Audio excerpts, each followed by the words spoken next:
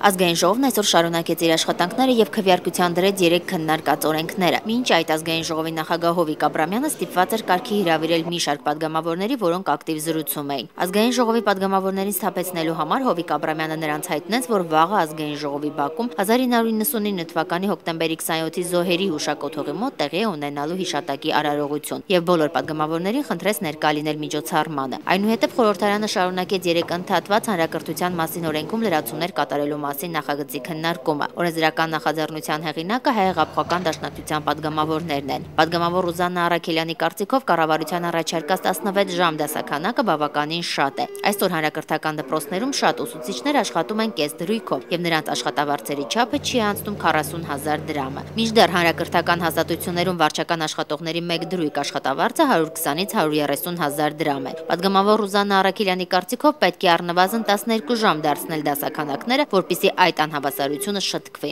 Օրինակ երկիր խմբակցության ղեկավար Հեղինե Բիշարյանը որպես ոլորտին ծանոթ նկատեց, վարչական աշխատողները շատ լուրջ աշխատանք են կատարում դպրոցում եւ նրանց ֆինանսապես պետք է աջակցել։ Ըստ Տիկին Բիշարյանի այս աշխատողները զբաղվում են նաեւ դպրոցի բարոյահոգեբանական վիճակը բարձր մակարդակի վրա պահելու, ուսումնական գործընթացներն առաջ տանելու համար։ Հեղինե Բիշարյանն առաջարկում է նրանց որպես կեսդրույք աշխատողներ ձևակերպել, սակայն աշխատավարձերը չկրճատել։ Ազգային ժողովը շարունակում է իր աշխատանքները։